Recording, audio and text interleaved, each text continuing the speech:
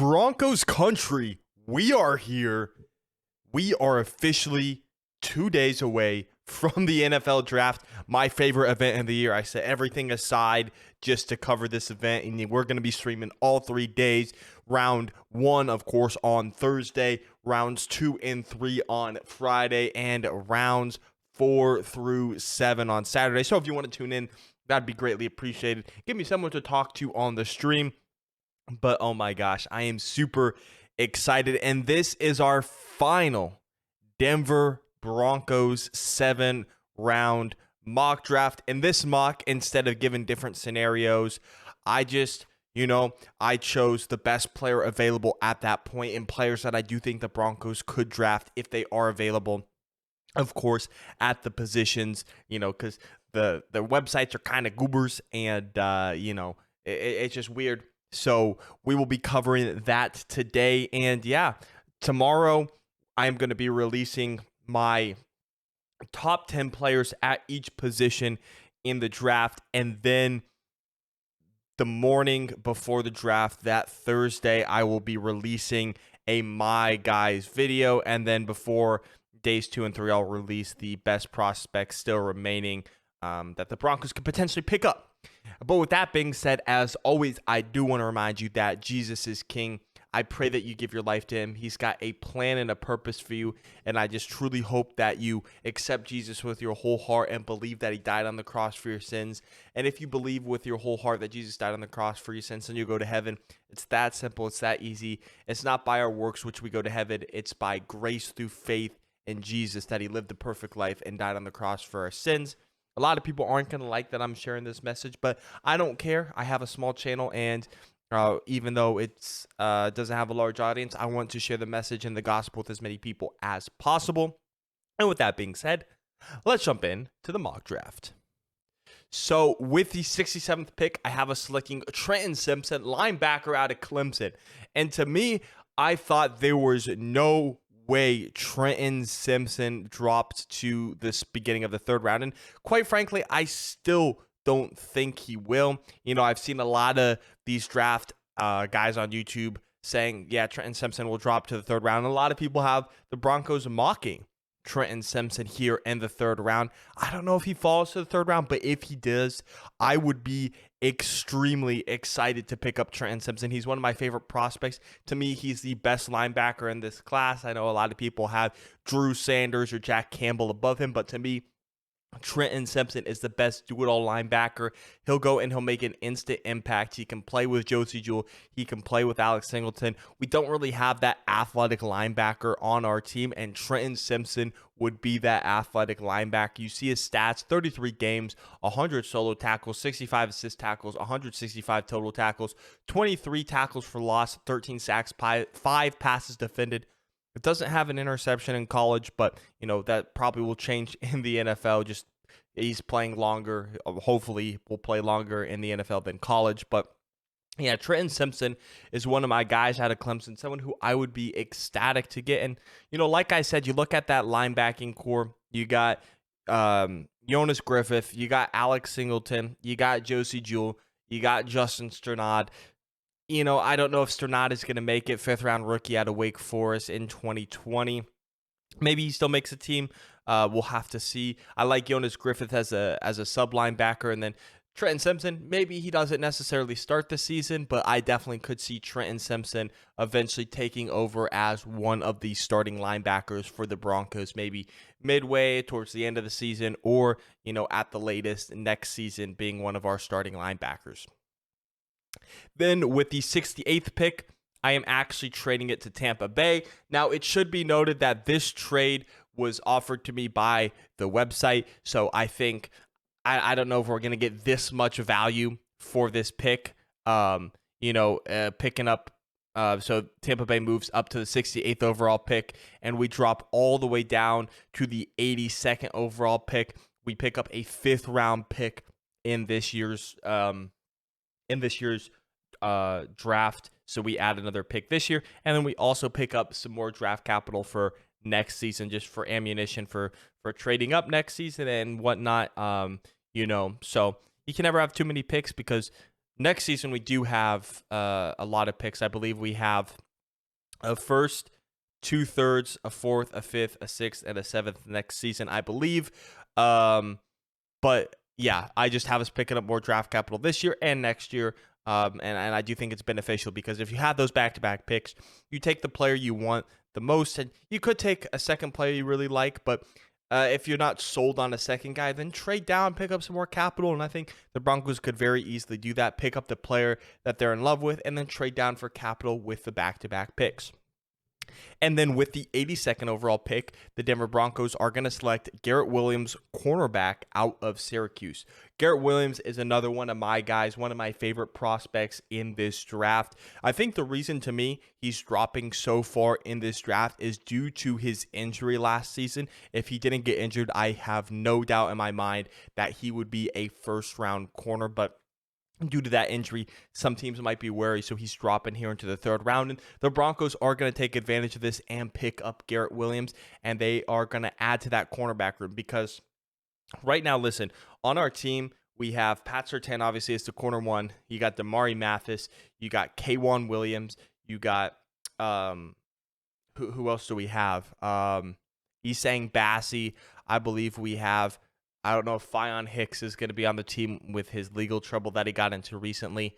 I think I'm forgetting a few guys on that cornerback position in that cornerback room. But, you know, I saw a tweet by one of the Broncos fan pages. I can't remember. I think it was, I can't remember. I don't want to say the wrong one, but they said the Broncos are one cornerback injury away from disaster. And, you know, I agree. I think the Broncos should definitely pick up at least one corner in this draft. Maybe they even pick up two corners in this draft. I would not mind that at all. But yeah, we'll have to see. But Garrett Williams is one of my favorite prospects, and adding him to a corner room with already Pat Surtain and an up-and-coming star in Damari Mathis, I think that can't hurt. And, you know, like I said, Williams one of my favorite prospects. So we'll see if he falls because maybe teams aren't super concerned about the injury because they have all the medicals, but yeah, we'll have to see. In 28 games with the Syracuse Orange, he has 115 solo tackles, 37 assists, and 152 total tackles. He's defended 21 passes and has 4 interceptions. Moving on to the 4th round pick, 108, I have us selecting Olusegun Oluwatimi, center out of Michigan. Now, of course, you guys know that I've been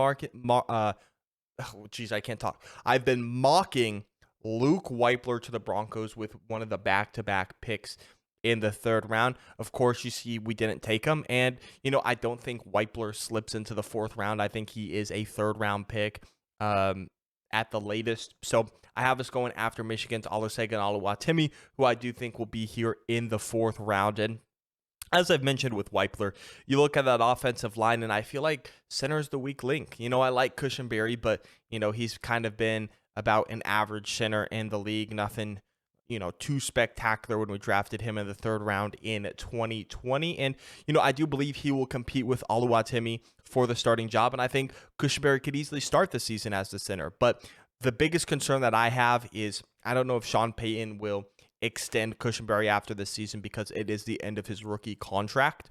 So I don't know, you know, if Sean Payton will extend him, and you don't want to be going into next year without a center. Sure, you could sign one in free agency, but why not get a guy, draft him this season, and then he can start to gel with the other members of the offensive line. And that way, if you don't pick up Lloyd Cushenberry's contract, then you can plug him in, and he's already got that chemistry already. You know, so I do have Oluwatimi, the 6'3", 307 pound center out of Michigan, coming to Denver. With our first 5th round pick due to the trade back, I have us selecting Colby Wooden, defensive line / edge rusher out of Auburn. And I want to get that out of the way, defensive line / edge rusher, because Colby Wooden can play on the edge if you need him to as an edge rusher. I do think he will play more of a defensive line role in Denver with us running a 3-4, but if with us running a 3-4, but you know, if you want him to play a 3-4 outside linebacker, he could. But I do think he's more of a 3-4 defensive end. Or, you know, if we did run a 4-3 system, then he would play off the edge, in my opinion. But he can play both. He's got that versatility, and yeah, I have us picking him up in the 5th round because, quite frankly, I do think the Broncos need to pick up maybe one edge rusher, one defensive lineman in this draft, and why not pick up a guy who can play both and have that versatility? That way, you can keep your picks open for the best player available. So, in his career at Auburn, he's played in 40 games, has 93 solo tackles, 60 assist tackles, geez Louise, 153 total tackles. He has 29 and a half tackles for loss and 14 sacks. You can just see the production. He's going to help in the run game, help pressure the quarterback. So, yeah, Colby Wooden is the first 5th round pick for the Broncos. And with the second 5th round pick that was sent to the Broncos by the Buccaneers is pick 175, where I have us selecting Chris Rodriguez Jr., running back out of Kentucky. Rodriguez has met with the Broncos, and I do think that there is a very good chance that the Broncos do pick a running back here. You know, I how do I say this? Okay, let me gather my thoughts. Javonte Williams, I'm hoping will start the season healthy. I don't know if he will, though. You know, there's been conflicting reports that I've heard that he might not. So I don't want to, bank on him starting the season. You know, of course, we have signed Samaje Perine. We do have Tony Jones Jr. as the backup, who I don't know if I'm really interested in Tony Jones Jr. as the backup. You know, it doesn't look like we're bringing back Latavius Murray, unfortunately. So I do have, if Javonte Williams is going to start the season on injured reserve, I do have us picking up Chris Rodriguez for him and Samaje Perine to be the 1-2 tandem until Javonte gets back. And then you have Rodriguez under contract, so when Samaje Perine's contract expires in, I think, 2 years, I do believe we signed him to a 2-year deal, then you still have Rodriguez under contract to be that 1-2 punch with Javonte. And during his time in Kentucky, Rodriguez has played in 40 games. He has 592 rushing attempts for 3,643 yards. He averages about 6.2 yards per play and has 33 touchdowns. So I do have Rodriguez here coming to the Broncos at pick 175. And with the final pick in the draft, I do have the Broncos selecting Braeden Daniels, offensive tackle / guard out of Utah. Now, before you comment anything or say anything, I know I do not have the Broncos selecting a quarterback, and there's been a lot of reports. I believe the main report was made by Peter King that, the Broncos are looking at quarterback Aiden O'Connell potentially in the late rounds of the draft. I don't think we're drafting a quarterback. I mean, that to me is insane. You got Russell Wilson, and sure, maybe Sean Payton isn't sold on Russell Wilson. You also signed Jarrett Stidham to be a backup, so give Stidham a chance. And quite frankly, don't draft a quarterback this year, because if Sean Payton wants to move on from Russ and he struggles this upcoming season, do so when we have a first-round pick.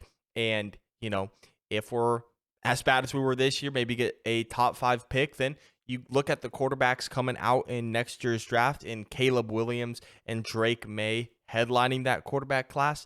I think you got to go with one of them instead of drafting one of the quarterbacks here. So sorry for not talking about the prospect, but I just had to mention because I think that is a stupid report about the Broncos taking a quarterback. I absolutely think that is a smokescreen, and so that is not going to happen in my opinion. But in terms of Braeden Daniels, this is just more of a depth piece at offensive line, because right now our offensive line, you got Garrett Bowles, Mike McGlinchey as the tackles, Ben Powers and Quinn Miners as the guards, and Lloyd Cushenberry as the center. And then in terms of depth, you got Quinn Bailey, who's a backup tackle. You got Luke Wattenberg, who can play as a center or guard if you need him to. In this instance, I have us selecting Oluwatimi, who would be, I would assume, a backup. Maybe he competes and he wins the starting job for this season. And then, he's gone, so he'll eventually be a starter. But Braeden Daniels, he can play guard, he can play tackle. So I just have us grabbing that versatile offensive lineman for depth purposes. So the 6'4", 297-pound offensive lineman out of the University of Utah is heading to Denver in the 6th round. And that is all We are done with mock drafts for the 2023 NFL draft. It's sentimental, but I love mock drafts, so there will be no more mock drafts with this particular class. But as soon as the NFL draft ends on Saturday, I'm probably going to make some videos about the draft class that the Broncos got in, maybe make some just overall NFL draft class videos. But then I'd say a few days afterwards, we'll do a way too early mock draft for both the Broncos and a full first round mock draft for the NFL way too early. So yeah, I'm super excited for the NFL draft. I hope to see you on my stream on Thursday, Friday, and Saturday for all 3 days of the NFL draft. And remember, if you did enjoy, make sure to smash that like button and subscribe. I'm trying to hit 500 subscribers by the time the NFL draft gets here. So I don't know if we're going to hit it. We're about 20 off. So if you could help me reach that goal, that'd mean the world to me. If not, no worries. And of course, as always, I'll see you in the next one. Peace out.